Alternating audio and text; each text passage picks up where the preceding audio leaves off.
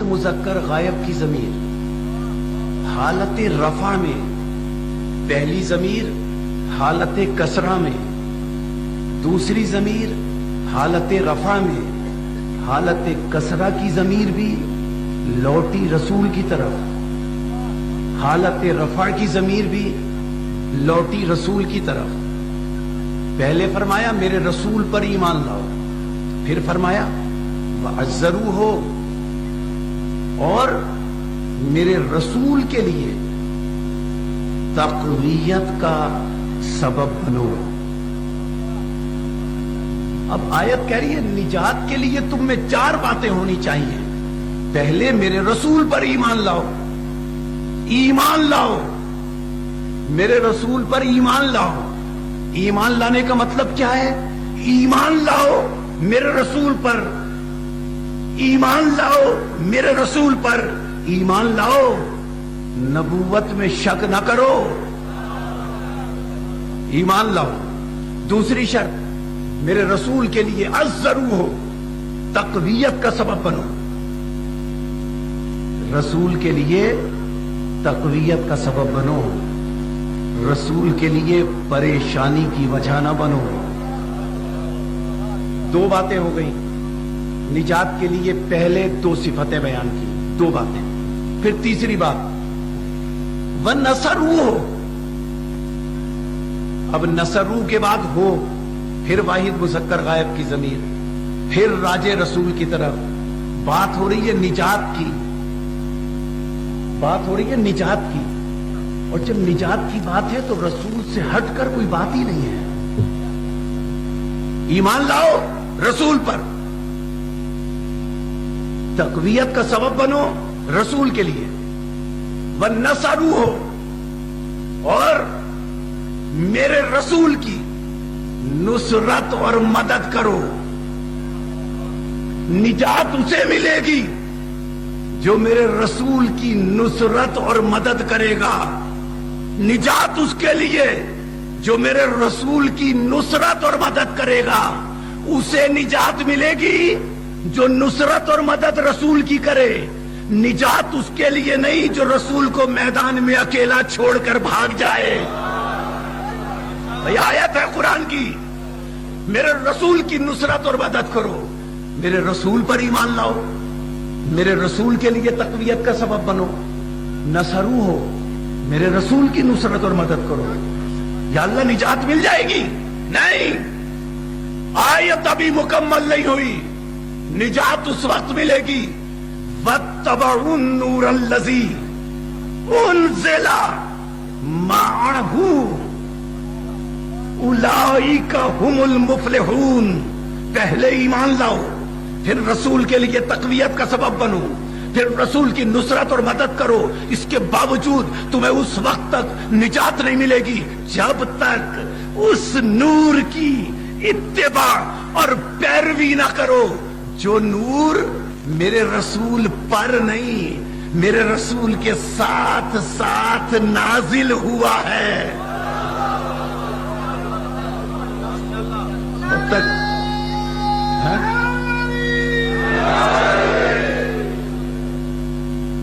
اس نور کی اتباع اور پیروی کرو۔ لفظ کیا ہے؟ معہو، مع مانے ساتھ۔ پڑھے لکھے حضرات تشریف فرمائیں۔ میرے محترم دوست عزیز بھائی ناصر عباس صاحب بھی بیٹھے، بڑی توجہ، ذرا سی علمی گفتگو، اور پھر بات کو آیت کے نتیجے کی طرف لے جاؤ۔ آیت میں لفظ کیا ہے؟ معہو، پہلی ضمیر بہی میں ہے، دوسری ضمیر عزرو میں ہو، تیسری ضمیر نصرو میں ہو۔ واضح ہے نا بات؟ اور چوتھی ضمیر اس نور کی اتباع کرو، انزلہ، جو نور نازل کیا گیا، مع ساتھ، ہو ضمیر رسول کی طرف، اس رسول کے ساتھ ساتھ۔ اچھا اب اس نور کی اتباع کرنی ہے تو نجات ملے گی جو نور رسول کے ساتھ ساتھ نازل ہوا۔ اچھا، اس سے مراد قرآن تو ہو نہیں سکتا۔ اگر کوئی دعویٰ کرے کہ اس نور سے مراد قرآن ہے، وہ ہو نہیں سکتا۔ کیوں؟ اس لیے کہ یہ نور جو نازل کیا، اس کے لیے آیت میں لفظ ہے معہو۔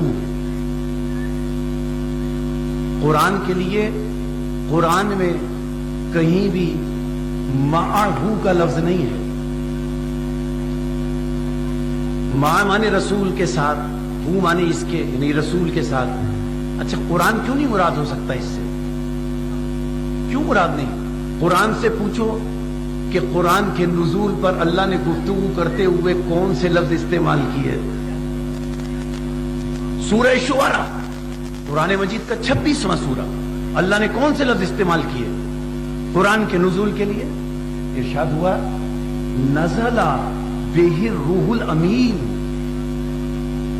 علی قلبک، کیا؟ علی قلبک لتکون من المنذرین۔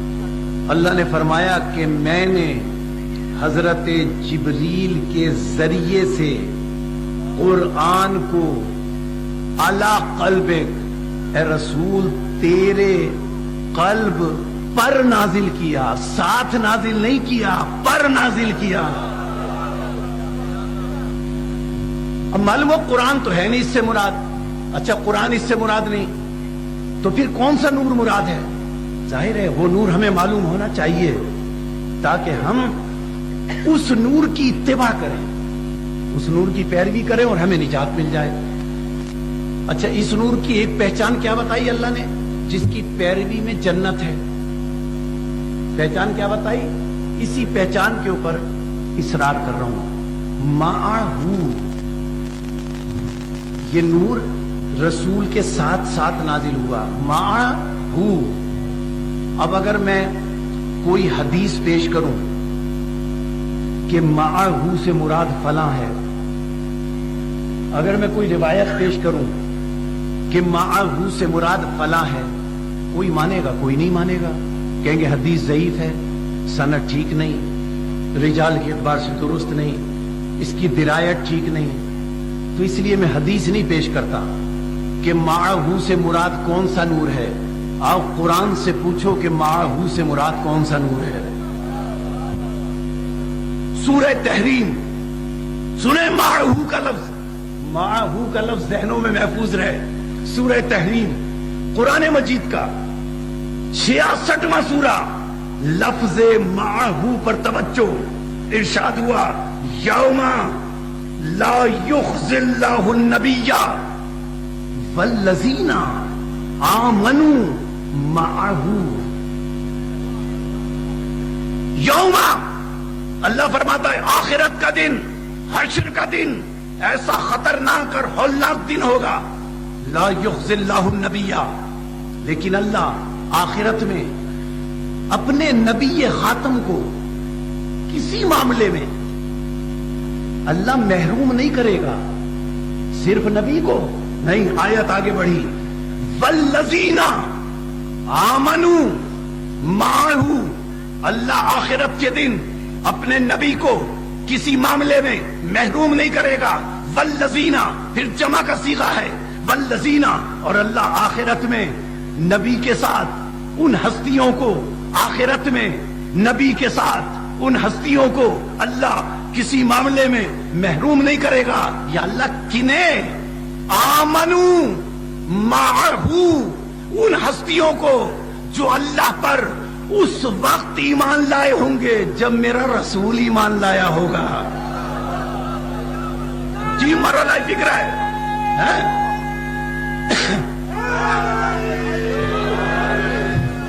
اچھا، رسول جب ایمان لائے اللہ آخرت میں انہیں محروم نہیں کرے گا جو اس وقت ایمان لائے ہوں گے جب رسول ایمان لایا ہوگا۔ رسول کب ایمان لائے؟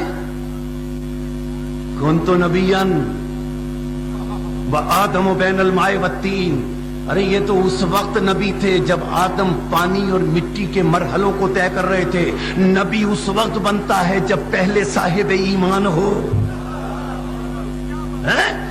یہ اس وقت ایمان لائے جملہ کہنے کی اجازت دیجئے. اس وقت ایمان لائے جب کچھ نہ تھا، جب لفظ کچھ نہ تھا، شے نہ تھی، کسی چیز کا جب وجود نہ تھا، اس وقت ایمان لائے. یعنی صرف یا وہ تھا یا یہ تھے. اچھا، جب یہ اس وقت ایمان لائے کہ جب یا وہ تھا یا یہ تھے، کوئی شے نہیں تھی نا. جب کوئی شے نہیں تھی تو طے یہ بات ہوئی کہ یہ اللہ پر ایمان لائے بغیر کسی واسطے کے. اللہ پر ایمان لائے بغیر کسی وسیلے کے.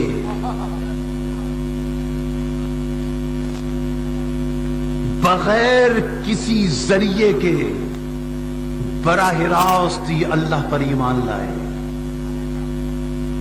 کون؟ رسول اور آمنو معہو. کب ایمان لائے؟ جب کوئی شے نہ تھی، بغیر وسیلے کے اللہ پر ایمان لائے، بغیر واسطے کے اللہ پر ایمان لائے. اب ہم پہچانے کیسے کہ یہ کون ہے جو بغیر واسطے اور بغیر وسیلے کے اللہ پر ایمان لائے؟ جو بغیر وسیلے اور واسطے کے اللہ پر ایمان لائے ہوں گے وہ اللہ کی توحید پر بغیر واسطے اور وسیلے کے گفتگو کر سکتے ہوں گے.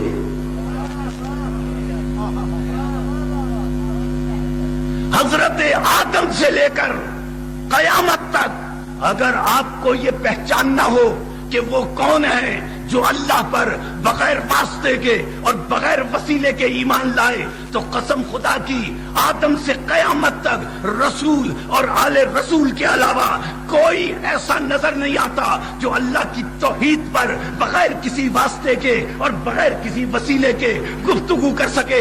جب بھی کوئی اللہ کی توحید پر گفتگو کرتا ہے کسی واسطے سے کرتا ہے، کسی وسیلے سے کرتا ہے، لیکن صرف محمد و آل محمد ہیں جو اللہ کی توحید پر گفتگو کرتے ہیں، تو انہیں واسطے کی ضرورت نہیں، انہیں وسیلے کی ضرورت نہیں. دیکھیں دعائے صبح میں مولا کائنات علی کے جملے اپنے ہاتھوں کو اللہ کی بارگاہ میں بلند کر کے علی کیا فرما رہے ہیں؟ یومن دلّہ علی ذاتہ بذاتہ وتنزہ عن مجانستی مخلوقات. اپنے سر اقدس کو اللہ کی بارگاہ میں علی بلند کر کے کہہ رہے ہیں اے میرے رب، علی نے تجھے کسی واسطے اور کسی وسیلے سے نہیں پہچانا، بلکہ علی کہتے ہیں اے میرے رب، علی نے تجھے تجھ سے پہچانا.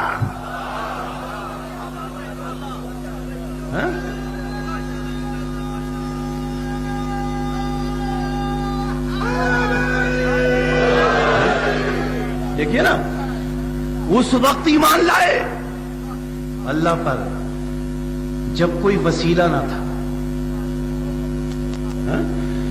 جب کوئی واسطہ نہ تھا. اچھا، کب ایمان لائے؟ اب میں حدیث تو پیش نہیں کر رہا، آئیے قرآن سے پوچھیں یہ کب سے تھے. قرآن سے پوچھتے ہیں یہ کب سے تھے،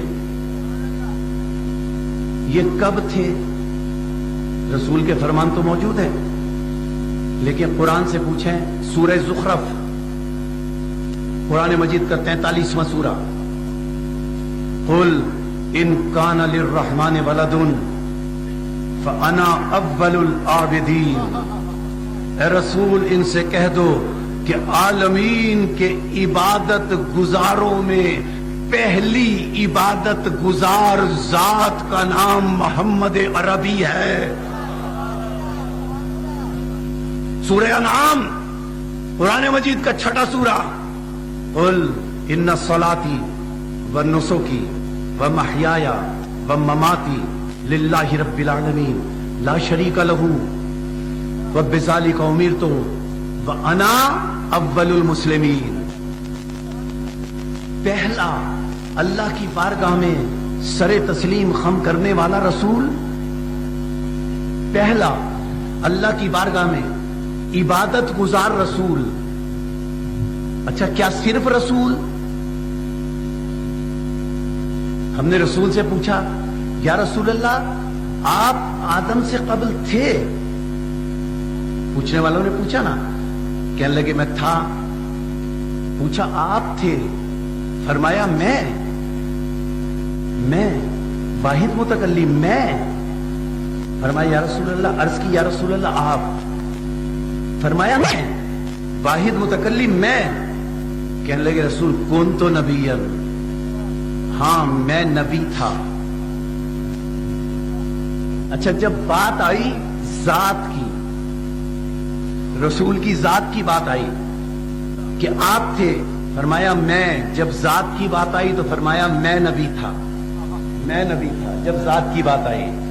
और जब पूछा या रसूल अल्लाह आप आदम से कबल कहां रहते थे, आप आदम से कबल क्या करते थे? आज हमसे लोग पूछते हैं ना कि आपके 12वें इमाम मौजूद हैं तो बताओ, जवाब दो, वो कहां रहते हैं? आज हमसे लोग कहते हैं 12वें इमाम तुम्हारे मौजूद हैं तो बताओ वो कहां रहते हैं। मैं कहूंगा जहां हमारे रसूल आदम से कबल रहते थे। है? अच्छा या रसूल अल्लाह आप थे? फरमाया मैं। कौन तो नबीयन, मैं नबी था। फरमाया आप क्या करते थे आदम से कबल? कुरान ने कहा अव्वलुल आबिदीन, रसूल ने तफसीर बयान करते हुए कहा। मुझसे पूछते हो हम क्या करते थे? जब बात आदम से कबल नबूवत की थी तो कुन तो कहा, वाहिद मुतकल्लिम कहा। और जब आदम से कबल अमल की बात आई तो अब कुन तो नहीं कहा, सजद तो नहीं कहा, सब्बाह तो नहीं कहा, अद्दस तो नहीं कहा, वाहिद मुतकल्लिम नहीं कहा, हल्लल तो नहीं कहा, बल्कि पूछा गया आप आदम से कबल क्या करते थे? तो वाहिद मुतकल्लिम के बजाय जमा मुतकल्लिम का सीगा इस्तेमाल करते हुए रसूल अरबी ने फरमाया सुनो